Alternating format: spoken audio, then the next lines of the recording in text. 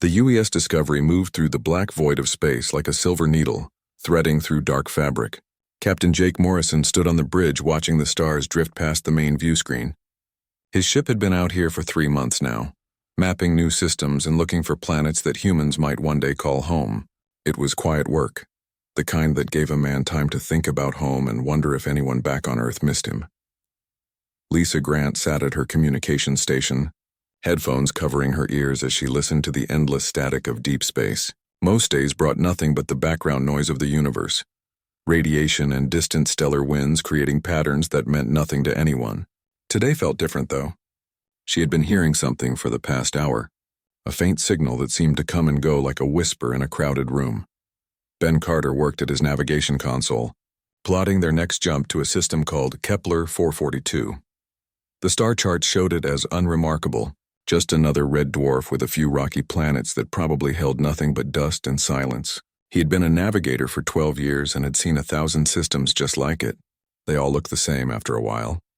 Dr. Amanda Wells sat in her medical bay, reading reports from the latest crew physicals. Everyone was healthy, though she could see the signs of deep space fatigue starting to show. The crew needed shore leave, needed to feel real gravity under their feet and breathe air that did not come from recycling units. She made notes about recommending rest periods when they returned to base.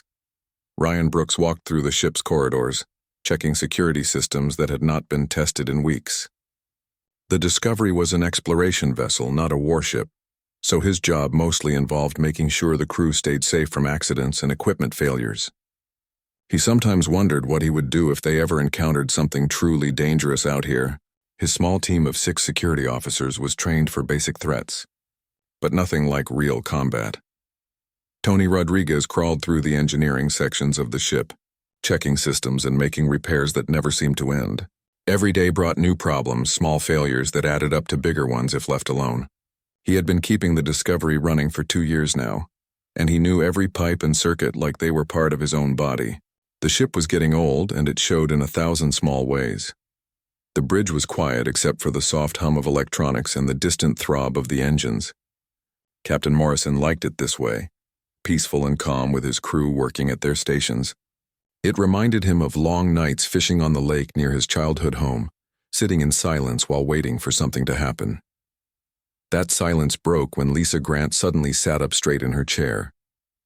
She pulled off her headphones and turned to look at the captain with wide eyes. Something in her expression made Morrison's stomach tighten with worry. "Captain," she said, her voice careful and controlled, "I'm picking up a distress signal." Morrison walked over to her station, feeling the attention of the other bridge crew focus on them. Distress signals were rare out here, so far from the established shipping lanes and colony worlds. Most ships that came this far out were either military vessels like theirs or private explorers who knew the risks they were taking. "What kind of signal?" he asked. Lisa's fingers moved over her controls, trying to clean up the transmission and make it clearer. The speakers crackled with static, then a faint voice emerged from the noise. It was hard to make out the words, but the tone was unmistakable. Fear, desperation, and something else that made Morrison's blood run cold. "It's fragmentary," Lisa said, her brow furrowed in concentration. "The signal is weak and breaking up badly. But Captain, there's something you need to hear." She adjusted the filters and played the transmission again. This time the voice was clearer, and Morrison felt his world shift under his feet. It was a child's voice, young and scared, speaking in perfect English. "Please help us," the voice said through the static. "They took us from our ship and put us in cages. We don't know where we are. Please, someone help us." The bridge fell completely silent.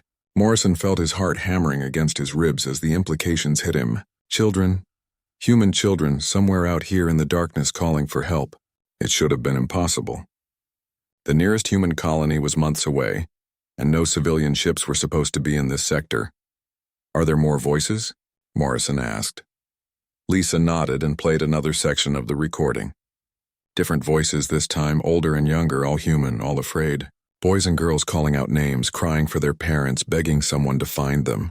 The sound cut through Morrison like a blade. "Where is it coming from?" he demanded. Ben Carter was already working at his console, triangulating the signal's origin. His face was pale as he worked, and Morrison could see his hands shaking slightly as he input the calculations. The Kepler 442 system, Carter said. It's coming from somewhere near the fourth planet. Dr. Wells had come up from the medical bay, drawn by the commotion on the bridge. She listened to the recording with her hand pressed to her mouth, her eyes filling with tears. As a doctor, she had seen many terrible things, but the sound of frightened children always cut deeper than anything else. Ryan Brooks stood beside the captain, his security training kicking in automatically. His mind was already working through scenarios, trying to understand how human children could end up in an uncharted system so far from home. None of the possibilities were good. How long to reach the system? Morrison asked. At maximum burn, 18 hours, Carter replied. Morrison looked around at his crew, seeing his own determination reflected in their faces. They all knew what they had to do, even though none of them wanted to think about what they might find when they got there. Set course for Kepler 442, Morrison ordered. Maximum speed. The Discovery's engines roared to life as the ship changed direction, accelerating toward a system that should have held nothing but empty planets and silence. Instead, it held human children in trouble, and that changed everything. Morrison had been in space long enough to know that the universe was full of dangers that humans had never imagined, but he had never expected to find those dangers holding his own species hostage. As the ship raced through space toward an unknown fate, the distress signal continued to play on the bridge speakers, young voices calling out in the darkness, waiting for someone to answer their prayers. The Kepler 442 system looked wrong from the moment they arrived. Captain Morrison stood on the bridge of the Discovery staring at the main screen, trying to make sense of what he was seeing. The fourth planet hung in space like a dead eye, its surface scarred and lifeless, but orbiting above it was something that made his skin crawl. The structure was massive, easily 10 times larger than any human space station. It twisted through space like a living thing, with curved walls that pulsed with sick green light. The metal was not metal at all, but something organic, grown rather than built. Tubes and passages snaked around the outside like veins, carrying fluids that glowed with the same nauseating color. Ben Carter ran his sensors over the alien facility again and again, still not believing what they told him. The readings were clear, though. Human life signs, 47 of them, all clustered in one section of the structure. All of them showed the biological markers of children between 6 and 16 years old. What kind of aliens build something like that? Dr. Wells whispered, staring at the screen with horror. Lisa Grant had been monitoring alien communications for hours, slowly breaking down their language patterns with the ship's computer. The translation program was crude but functional, and what it revealed made Morrison's blood boil with rage. They call themselves Zephyrians, she reported. From what I can tell, they're collectors. They gather rare life forms from across the galaxy and study them. Study them how? Morrison asked, though he was not sure he wanted to know the answer. Lisa's face went pale as she read more of the intercepted transmissions. Physical experiments, psychological testing, genetic sampling. Captain, they're treating those children like laboratory animals. Ryan Brooks stepped forward, his hand instinctively moving to the weapon at his side. Sir, we need to get those kids out of there now. Morrison nodded, his mind already working through the tactical problems. The alien station was heavily defended, with weapon systems that his ship could not match. A direct assault would be suicide, and it would probably get the children killed in the crossfire. But there had to be another way. Tony, can you modify one of our shuttles to look like their technology? Morrison asked. Rodriguez studied the sensor readings of the alien craft, his engineering mind already working on the problem. Maybe. Their hull material seems to be biomechanical, but I might be able to create something that fools their sensors long enough to get close. How long? Morrison demanded. 6 hours minimum, maybe 8 if we want it to really work.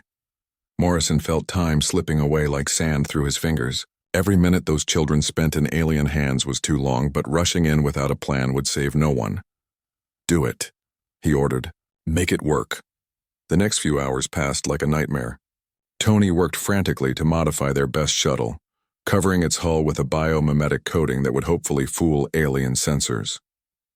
Lisa continued monitoring communications, building a better picture of the station's layout and defenses.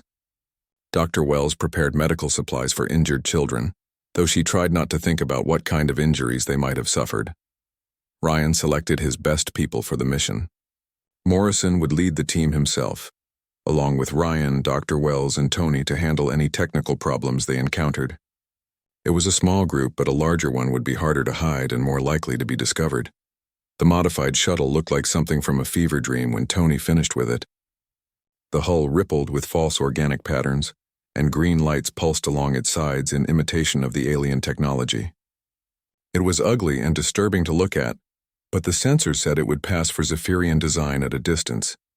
They launched from the Discovery under cover of the system's asteroid field, using the rocky debris to mask their approach. Morrison piloted the shuttle himself, following the route that Lisa had mapped out from intercepted traffic patterns. His hands were steady on the controls, but inside he felt sick with worry about what they would find. The alien station grew larger and more horrible as they approached. Up close, Morrison could see that the walls actually were alive, breathing slowly like the sides of some massive creature. Fluids moved through transparent tubes, and organic sensors tracked their approach with movements that reminded him of eyes. "They're scanning us," Tony reported, watching his instruments with nervous intensity. The seconds stretched like hours as alien sensors probed their disguised shuttle. Morrison held his breath, waiting for alarms or weapons fire that would mean their deception had failed. Instead, a mechanical voice spoke to them in the Zephyrian language, and their computer translated the words. Maintenance vessel acknowledged. "Proceed to docking bay 7. They were in. The inside of the station was even worse than the outside. The walls were covered with a membrane that looked like skin, and the floors felt soft and warm under their boots. Emergency lighting cast everything in shades of green and yellow that made Morrison feel nauseated just looking at it. They followed the route that Lisa had mapped, moving carefully through corridors that twisted and curved like intestines. Twice they had to hide when Zephyrian patrols passed by, alien creatures that walked on too many legs and spoke in voices like grinding metal. The children were being held in what the aliens called the specimen containment area. Morrison and his team reached it after 20 minutes of careful movement through the station's organic passages. What they found there would haunt Morrison's dreams for the rest of his life. The children were kept in individual cells that looked like glass boxes, each one just large enough for a young human to stand or lie down. The walls of each cell glowed with the same sick light as the rest of the station, and tubes ran from the ceiling to inject unknown substances into the air the children breathed. Most of the kids were asleep or unconscious, lying still on beds that looked more like examination tables than anything meant for comfort. But one cell held a girl who was awake and alert. A 12-year-old with brown hair and fierce eyes that reminded Morrison of his own daughter back on Earth. The girl saw them approaching and pressed her face to the transparent wall of her prison. Her lips moved silently, forming words that Morrison could read even without sound. "Help us." Dr. Wells was already working on the cell's locking mechanism while Tony studied the life support systems. Morrison found himself staring at the girl, seeing intelligence and determination in her young face that gave him hope. "What's your name?" he whispered. "Katie Sullivan," she whispered back. "Are you really here to save us?" "Yes," Morrison promised. "We're going to get all of you out of here." But even as he made that promise, alarms began to wail throughout the station. Their presence had been discovered. The alarms screamed through the alien station like the cries of dying animals.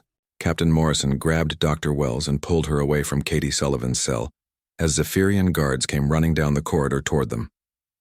Their weapons sparked with energy that made the air smell like burning ozone. Ryan Brooks opened fire first, his rifle spitting rounds that punched through alien armor like paper. The Zephyrians moved wrong, too fast and too fluid, like they had extra joints in places where joints should not be. But they died just like any other living thing when human bullets found their vital organs. "Move, move, move," Morrison shouted, pushing his team toward the emergency exit that Tony had marked on their route in. Behind them, more alarms joined the first ones, and the station's organic walls began to pulse faster, as if the whole structure was getting excited by the violence.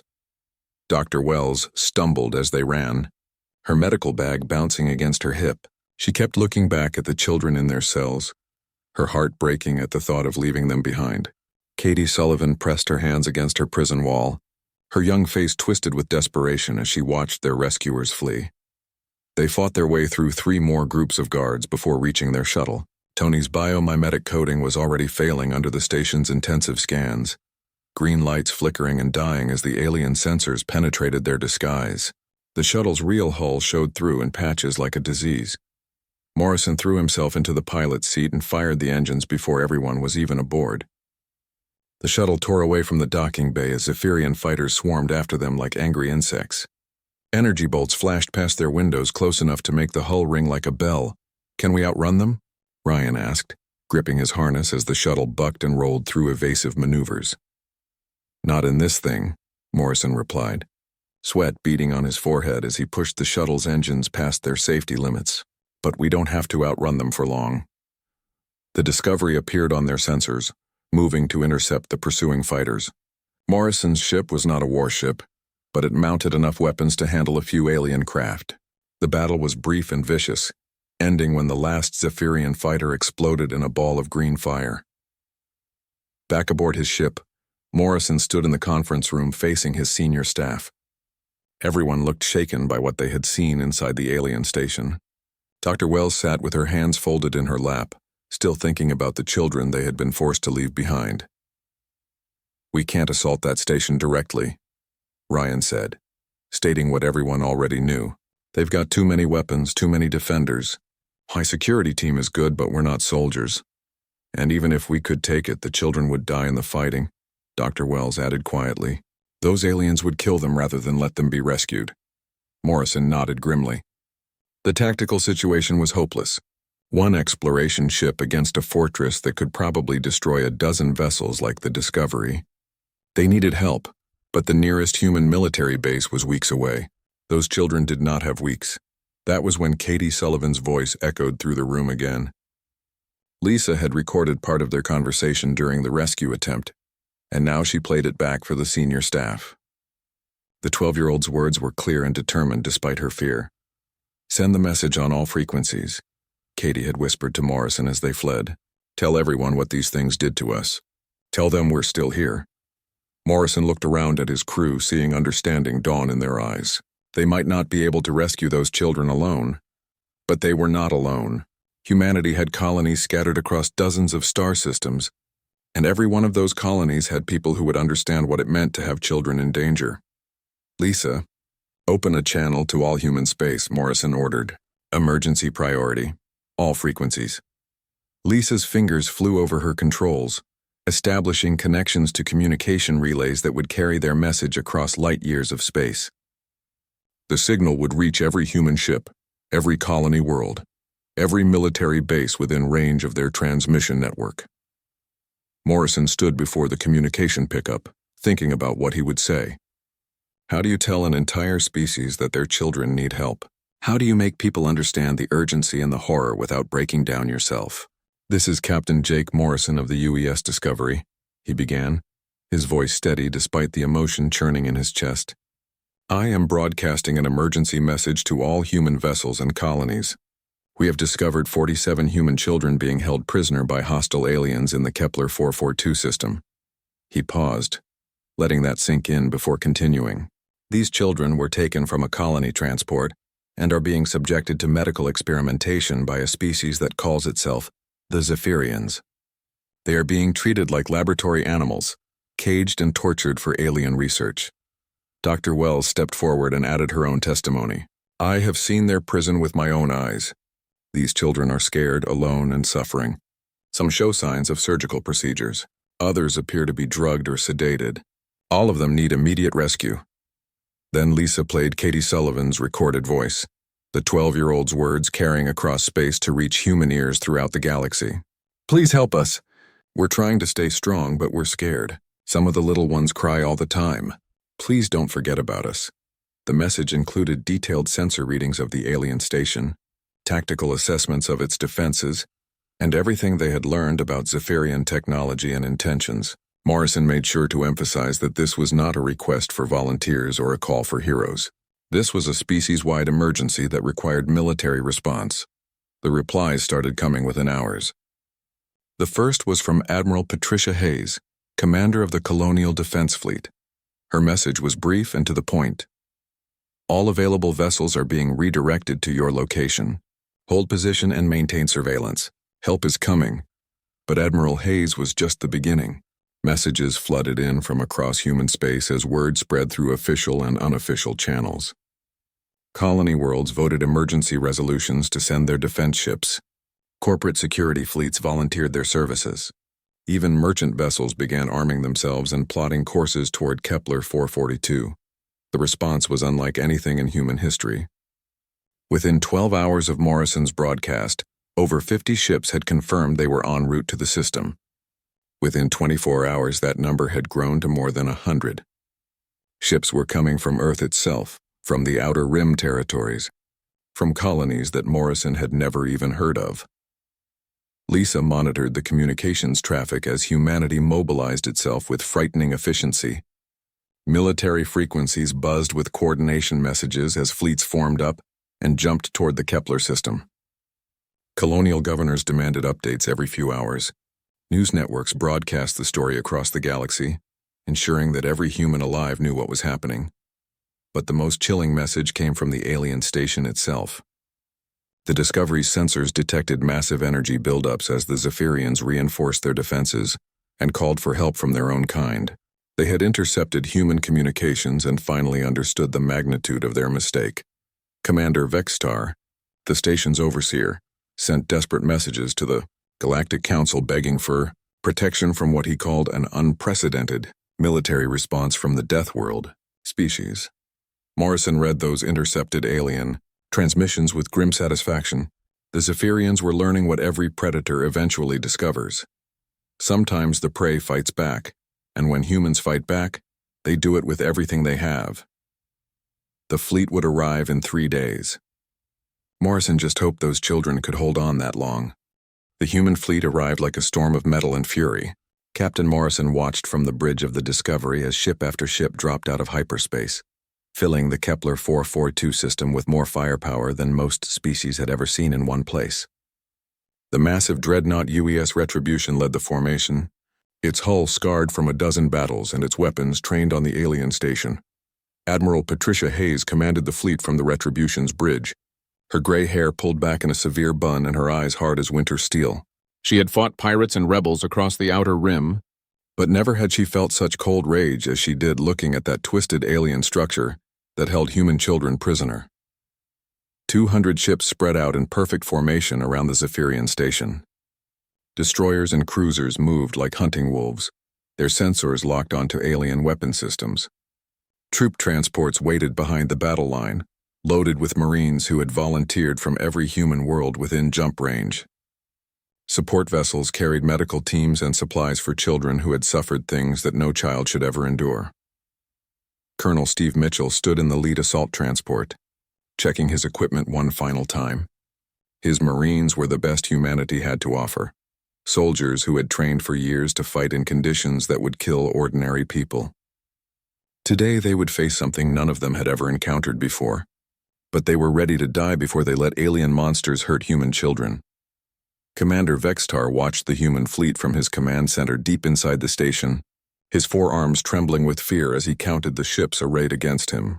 His research had told him that humans were dangerous individually, but he had never imagined they could coordinate on such a massive scale. The Galactic Council had ignored his pleas for help, leaving him to face the Deathworld fleet alone. Admiral Hayes opened a communication channel that reached every ship in both fleets, her voice carrying the authority of someone who had never backed down from a fight and did not intend to start now. "Attention Zephyrian forces," she said, each word cold and precise. "You are holding 47 human children against their will. You have exactly 1 hour to return them to us unharmed, or we will take them back by force." The alien response came 30 minutes later, energy weapons firing from the station's defensive arrays in a pattern that would have destroyed most galactic military fleets.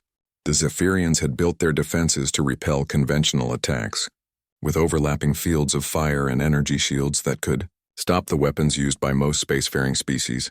They had not built them to stop human weapons. The human fleet opened fire with a precision that shocked the alien defenders.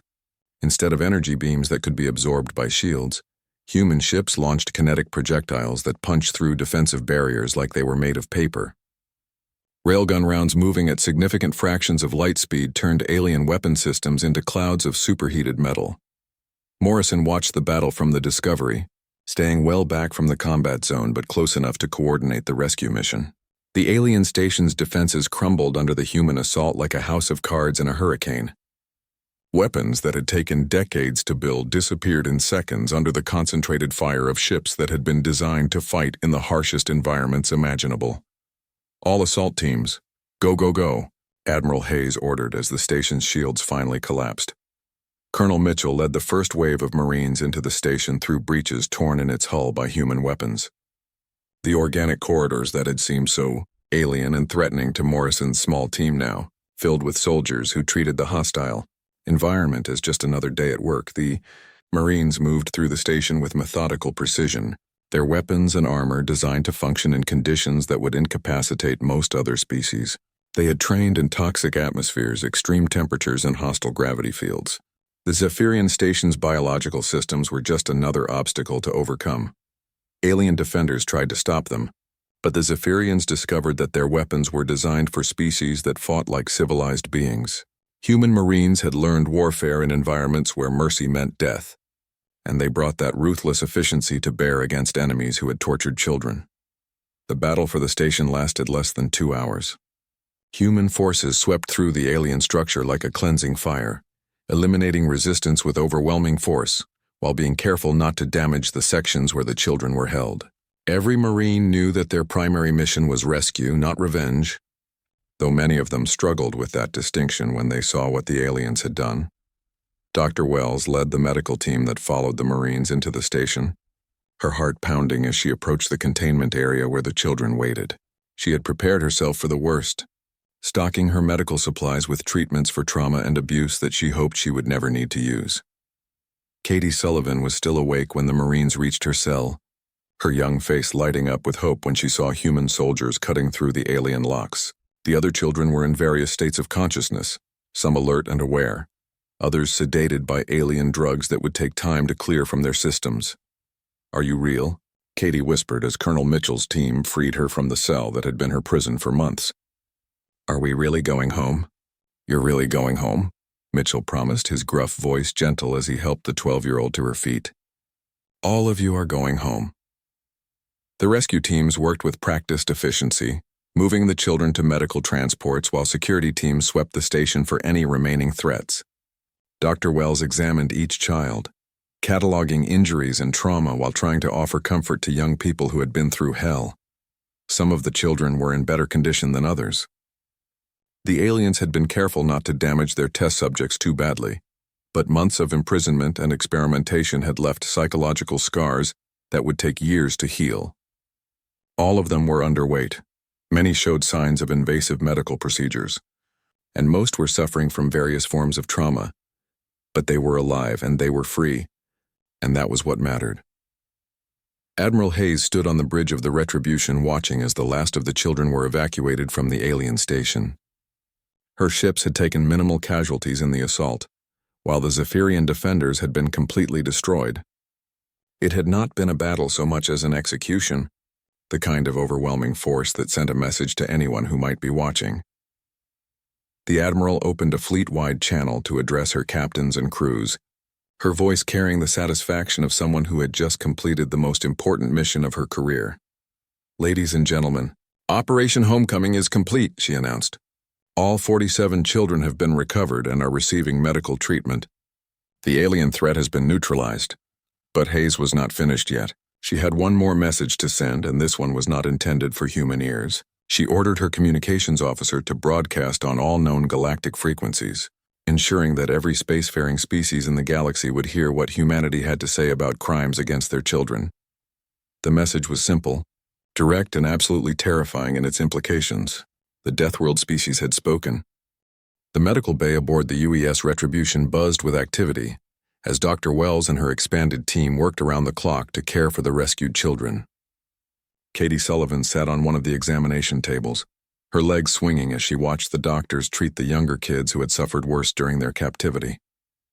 She had become the unofficial big sister to all of them during their imprisonment, and she was not about to stop caring for them now that they were free. Admiral Hayes walked through the medical bay, stopping to speak with each child who was awake and alert. She had seen many terrible things during her military career, but the sight of these young faces marked by trauma and fear filled her with a cold fury that had not diminished even after the station's destruction. These children had been stolen from their families and tortured by creatures that saw them as nothing more than interesting specimens. The youngest victim was a 6-year-old boy named Danny, who had not spoken a single word since his rescue 12 hours ago. He clutched a small stuffed animal that one of the Marines had given him, his wide eyes darting around the room as if he expected alien captors to appear at any moment. Dr. Wells worked patiently with him, using gentle words and careful movements to help him understand that he was safe now. The oldest was a 16-year-old girl named Sarah, who had tried to protect the younger children during their captivity, often volunteering for the more painful experiments to spare them additional suffering. Her arm showed the scars of multiple surgical procedures, and her medical records indicated she had been subjected to genetic testing that had pushed her young body to its limits. Captain Morrison visited the medical bay as often as his duties allowed, bringing small gifts and words of encouragement to children who reminded him of his own daughter back on Earth. He had started this mission as a routine exploration assignment, but it had become something much more important. These kids had shown him what humanity was really capable of when their young were threatened. Admiral Hayes made her decision while watching Katie Sullivan help feed one of the younger children who was still too weak to hold a spoon. The galaxy needed to understand what had happened here, and more importantly, what would happen to anyone who tried to repeat this crime against humanity's children. Communications, prepare for galaxy-wide broadcast, Hayes ordered as she returned to the bridge. All frequencies, maximum power, full encryption override. The communication systems of the Retribution reached out across space, connecting to relay stations and communication networks that spanned dozens of star systems. The message would reach every major spacefaring species within weeks, carried by the same networks that handled interstellar trade and diplomacy. But first, Hayes had evidence to share. The human boarding teams had found extensive records of the Zephyrian experiments, detailed files that documented every procedure performed on the human children.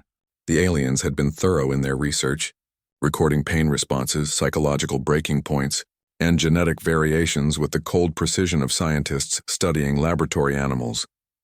Hayes ordered all of it transmitted across the galaxy, holding nothing back. Images of children in cages, medical records showing invasive surgeries, video recordings of psychological torture designed to test human emotional responses. She wanted every species in the galaxy to see exactly what the Zephyrians had done to innocent children. The reactions began within hours as the transmissions reached the nearest civilized worlds. The Centauri Federation immediately issued a statement condemning the experiments as crimes against sentient juveniles. The Altarian Republic recalled their ambassador to the Zephyrian Empire and imposed immediate trade sanctions. Even species that had no particular love for humanity expressed shock and disgust at the treatment of children. The Galactic Council found themselves in an impossible position. They had ignored Commander Vextar's pleas for help when the human fleet arrived, and now they faced undeniable evidence of atrocities committed by one of their member species. The political fallout was immediate and severe, with several species threatening to withdraw from the Council if the Zephyrians were not expelled and punished. But Admiral Hayes was not finished with her message to the galaxy. She had saved the most important part for last. Katie Sullivan stood before the communication pickup in the Retribution's main conference room, her small hands folded in front of her as she prepared to address the entire galaxy. She had asked to make this speech herself, and Hayes had agreed after seeing the determined look in the 12-year-old's eyes. "My name is Katie Sullivan," she began, her young voice steady and clear. "I'm 12 years old and I was a prisoner on that alien station for 4 months. They put me in a cage like an animal and did things to me that I don't want to remember." She paused, gathering her courage before continuing. "But I want everyone out there to know something important. When we sent out that call for help, our people came. Not just a few ships or some volunteers, but our entire species. 200 warships came to save us because we belong to humanity. And humanity protects its children." Katie's voice grew stronger as she spoke, the frightened little girl replaced by someone much older and wiser than her years. "We are not just humans from different planets or different colonies. We are one family, one pack, and when you hurt one of us, you hurt all of us. When you cage our children, you wake up something in us that you really don't want to see." The broadcast reached species across the galaxy, carried by networks that connected thousands of worlds. In alien parliaments and council chambers, leaders watched a human child deliver a message that chilled them to their core. This was not diplomacy or negotiation. This was a warning. I want every species out there to understand this, Katie continued. We don't start fights, but we finish them. We don't hurt children, but we will destroy anyone who does. We came from a world that tried to kill us every single day, and we made it our home. We spread across the galaxy because we're tough and we're smart and we take care of each other. She looked directly into the camera, her young face serious and determined. So if you're thinking about taking human children for your experiments or your collections or whatever other sick things you do, remember this day. Remember what happened to the Zephyrians when they caged us. Remember that when you hurt our young, you don't just face the humans you can see. You face all of us everywhere coming for you with everything we have. The broadcast ended with Katie walking back to join the other rescued children. Her message delivered with the kind of simple honesty that cut through political double talk and diplomatic language. The galaxy had been warned. Admiral Hayes stood at the main view screen watching the wreckage of the Zephyrian station drift slowly through space. The structure that had once pulsed with alien life was now cold metal and shattered dreams, a monument to the price of threatening human children. The human fleet was preparing to depart, their mission complete and their message delivered. The children would be taken to the nearest human medical facility for proper treatment, and then home to families who had feared they would never see their young ones again. But the real victory was not the rescue or even the destruction of the alien station. The real victory was the message that had been sent to every species in the galaxy. Humanity had claimed its place in the cosmic order not through conquest or expansion, but through the simple act of protecting their young with overwhelming, unified force. The Deathworld species had spoken, and the galaxy would remember.